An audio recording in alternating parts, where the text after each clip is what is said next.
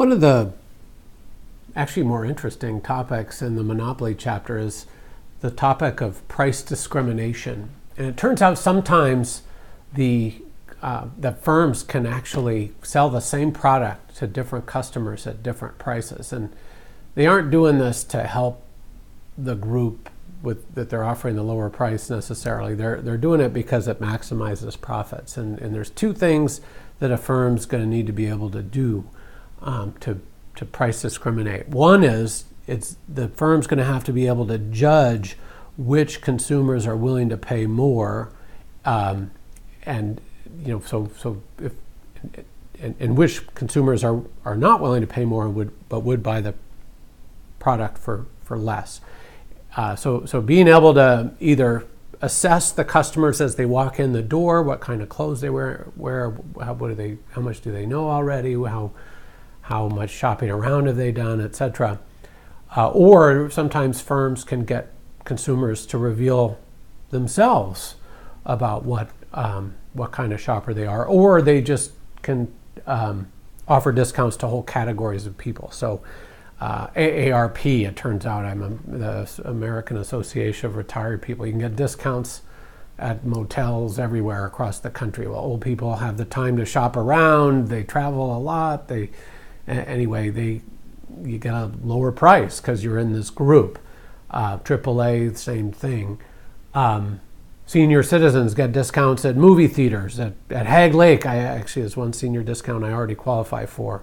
I get a lower price. Now that's a government entity. Maybe they're trying to encourage old people to use the parks. That might be different than a private entity. But anyway, so you need to be able to identify who's willing to pay what, and then keep one party from selling the good to another party. So things like airline tickets, actually there used to be a robust secondary market in airline tickets until 9/11. Now TSA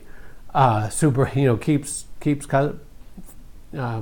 customers of the airlines from reselling their tickets. Movie, if I go into a movie, I can't sell that experience to somebody else. A car, actually, I could resell a car, but cars are so complicated and the quality is so difficult to ascertain that you'd be skeptical of somebody coming up, hey, I got this brand new car, I'll sell it to you for less than the dealer will. Well, what's wrong with that car? Why are you selling it so quickly? The complexity of the good can be a resale barrier, and so we see cars, the sale of cars features a lot of price discrimination. Fine art, paintings, jewelry, it turns out, also. All right, let's think about this. In order to effectively price discriminate, one requirement is that the seller must be able to resell the product. No. Identify customers with different reservation prices. Absolutely. Willingness to pay is a reservation price. Avoid detection, because price discrimination is not illegal. It's not like racial discrimination or discrimination on the basis of gender or sexual preference. Those are terrible and bad. Price discrimination is giving different types of customers different prices. It's basically giving a discount to sell more of the good, and the people getting the discount are often the poor people who are very sensitive to price. Rich people are less sensitive. Reduce costs when producing. No. Anyway, so B is the answer to the second one. The first one, though, I want to show you a graph to explain. Relative to a monopolist charging a single price to all consumers, price discrimination has no effect on, sometimes increases, sometimes decreases. Increases total economic surplus, decreases total economic surplus. Your intuition wants to say, wow, firms are making more profits, they must be screwing consumers, this can't be good, must decrease total. But it turns out that's not true.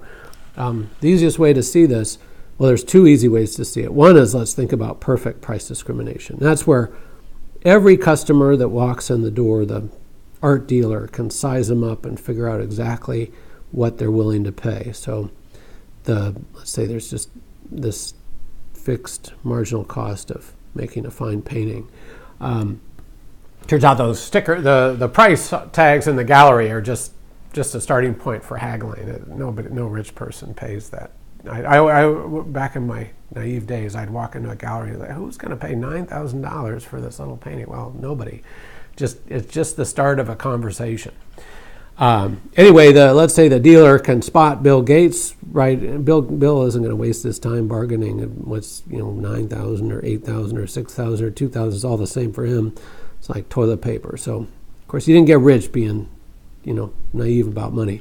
Anyway, let's say there was one customer that paid that was willing to pay the highest for one. Second customer, the next highest. Third customer. The perfect price discrimination, the monopolist gets the highest willingness to pay from every one of its customers. And notice that total surplus is this whole area underneath the demand curve and above the marginal cost curve. So it's actually efficient. It's as high as total surplus could be. So the producer gets all the surplus, the seller gets all the surplus, but it's as high as it could be. By contrast, I'll go a different color. Let's do the single price monopolist serving this market would have a marginal revenue curve like that, a quantity like that, and a price the usual. Consumers would get this much surplus, producers would get this much surplus, but we'd have deadweight loss. So the perfect price discriminator increased total surplus. Well, let's think of one more case in case you're not convinced. Let's think through the case of a seller that can separate its customers with high willingness to pay and let's say only poor price sensitive people use coupons. Let's again just simplify with a flat line marginal cost.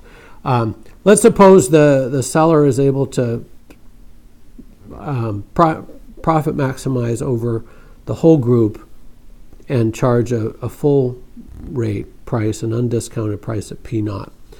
Now, let's say, hey, you know what? All these people didn't buy, and because of the way people in this market work, the cheapskates that couldn't afford to buy at the high price, I'm one such, so I'm not trying to be derogatory.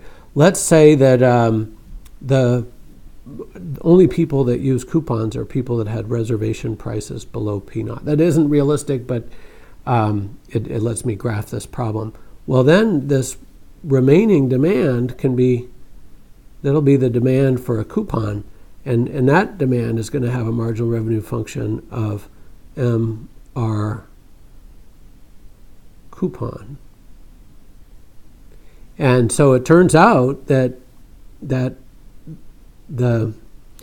seller will sell Q naught to the full pay group, and then it'll sell Q1 minus Q naught, the extra output, to the people that wouldn't buy at the high price but would use a coupon. So the coupon price would be P1. Notice what's happened to surplus.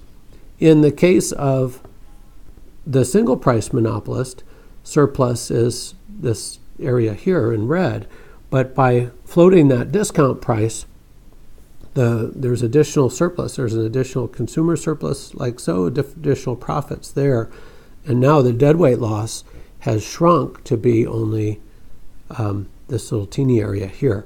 So here again, the ability to price discriminate has increased profits, yes, but also consumer surplus, and thus it's also increased total surplus. So this was this may be the toughest one of the RAP quiz, and it was a tough RAP quiz, especially off of short prep time. So relative to a monopolist charging a single price discrimination increases total surplus.